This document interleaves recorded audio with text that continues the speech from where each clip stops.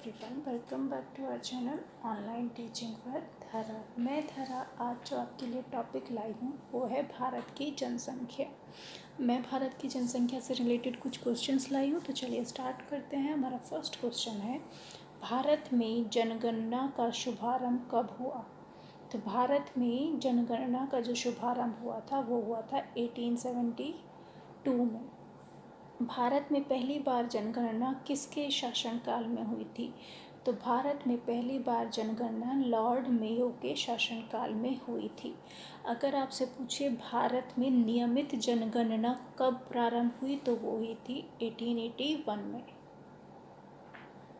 ठीक है, नेक्स्ट है आपका, भारत में जनगणना कितने वर्ष बाद की जाती है? तो भारत में जो जनगणना है वो 10 वर्ष के बाद की जाती है। जनसंख्या की दृष्टि से भारत का विश्व में कौन सा स्थान है? तो जनसंख्या की दृष्टि से भारत का विश्व में दूसरा स्थान है। भारत में प्रतिवर्ष किस देश की जनसंख्या के बराबर वृद्धि हो रही है? तो भारत में प्रतिवर्ष ऑस्ट्रेलिया देश के बराबर वृद्धि हो रही है। भारतीय जनसंख्या के इतिहास में जनांकीय विभाजन वर्ष कौन सा है? तो वो है आपका 1921। नेक्स्ट इज 2011 की जो जनगणना थी वो कौन सी जनगणना थी? तो वो थी आपकी 15th जनगणना, 15वीं जनगणना। वह राज्य कौन सा है जहां भारत की कुल जनसंख्या का 16% से ज़्यादा भाग निवास करता है? तो उत्तर प्रदेश ऐसा राज्य है जहां पर कुल जनसंख्या का 16% से ज़्यादा भाग निवास करता है। जनसंख्या की दृष्टि से भारत का सबसे बड़ा केंद्र शासित प्रदेश कौन सा है? तो वो है आपका दिल्ली। भारत में जनसंख्या वृद्धि का मुख्य कारण क्या है? तो जनसंख्या वृद्धि का जो मुख्य कारण है वो है जन्म दर ज़्यादा होना और मृत्यु दर कम होना। ये जनसंख्या वृद्धि का मुख्य कारण है।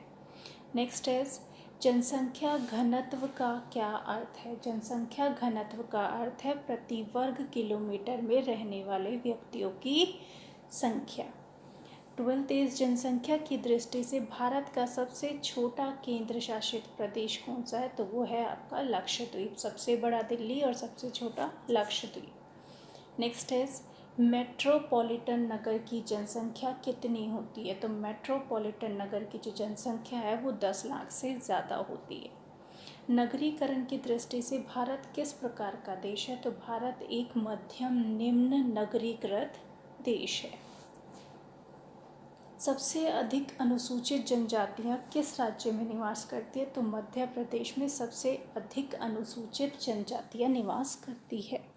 कुल जनसंख्या में अनुसूचित जनजातियों का उच्चतम अनुपात किस राज्य में है? तो पंजाब में सबसे ज़्यादा उच्चतम अनुपात है किसका? अनुसूचित जनजातियों का।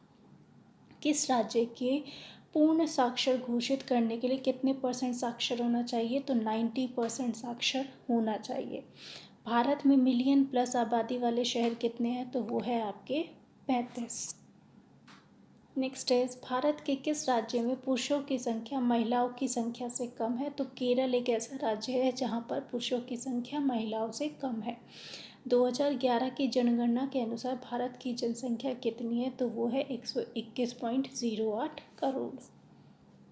2011 की जनगणना के अनुसार जनसंख्या घनत्व क्या है? तो जनसंख्या घनत्व है 382 प्रति वर्ग किलोमीटर। 2011 की जनगणना के अनुसार लिंग अनुपात कितना है? तो 1000 पे कितना? 943, 943। नेक्स्ट है, 2011 की जनगणना के अनुसार साक्षरता परसेंट कितना है? तो साक्षरता परसेंट है 73%। 2011 की जनगणना के अनुसार जनसंख्या में वार्षिक वृद्धि दर क्या है? तो वार्षिक वृद्धि दर है 1.76%। 2011 की जनगणना के जनगणना आयुक्त कौन थे? तो वो थे सी चंद्र मौली। 2011 की जनगणना के अनुसार देश की कुल जनसंख्या में पुरुषों की जनसंख्या कितनी है? तो पुरुषों की जनसंख्या है 62.32 करोड़, 62.32 करोड़। नेक्स्ट है, 2011 की जनगणना के अनुसार देश की कुल जनसंख्या में महिलाओं की हिस्सेदारी कितनी है? तो वो है आपकी 58.75 करोड़। 58.75 करोड़। नेक्स्ट इज 2011 की जनगणना के अनुसार पिछले 10 वर्षों में भारत की जनसंख्या में किस देश की कुल जनसंख्या के बराबर बढ़ोतरी हुई है? तो वो है आपका ब्राज़ील। नेक्स्ट इज जनसंख्या के आधार पर भारत का सबसे बड़ा जिला कौन सा है? तो सबसे बड़ा जिला है महाराष्ट्र का ठाणे। जनसंख्या के आधार पर भारत का दूसरा सबसे बड़ा जिला कौन सा है? तो वो है पश्चिमी बंगाल का उत्तर 24 परगना। नेक्स्ट है हरियाणा के झज्जर का लिंगानुपात कितना है? तो वो है 774। देश का वर्तमान लिंगानुपात किस वर्ष के बाद अब तक का सर्वाधिक लिंगानुपात है? तो 1961 के बाद से सर्वाधिक लिंगानुपात है।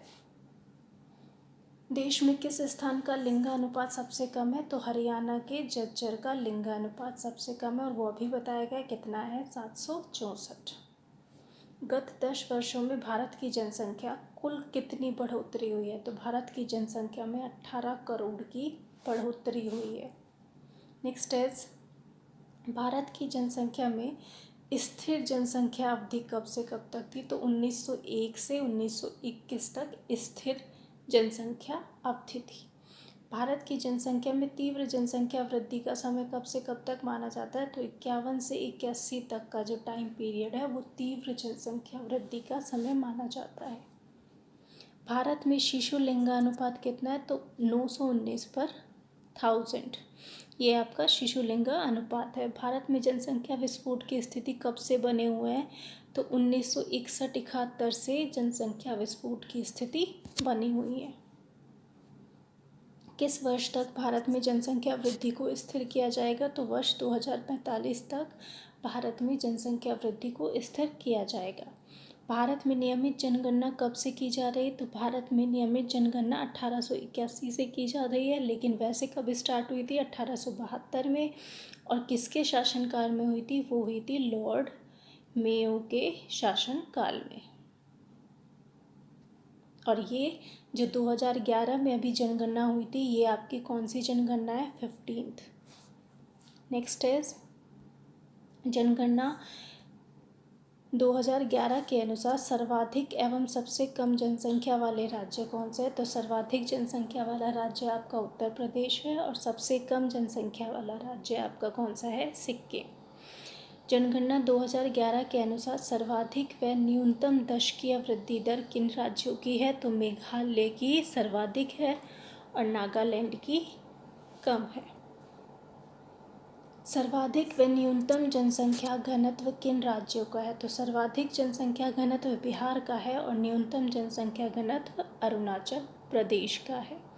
सर्वाधिक व न्यूनतम लिंग अनुपात वाले राज्य कौन से हैं? तो केरल और हरियाणा आपके सर्वाधिक और न्यूनतम लिंगानुपात वाले राज्य हैं। सर्वाधिक लिंगानुपात का है केरल और न्यूनतम कहाँ पर है? हरियाणा।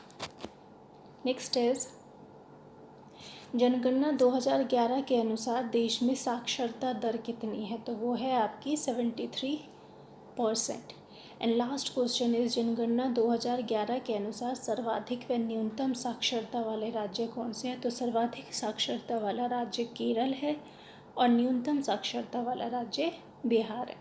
तो ये थे आपके कुछ इंपॉर्टेंट क्वेश्चन। अगर आपको वीडियो पसंद आई हो, क्वेश्चंस पसंद आए हो तो please like and subscribe my channel. Thank you.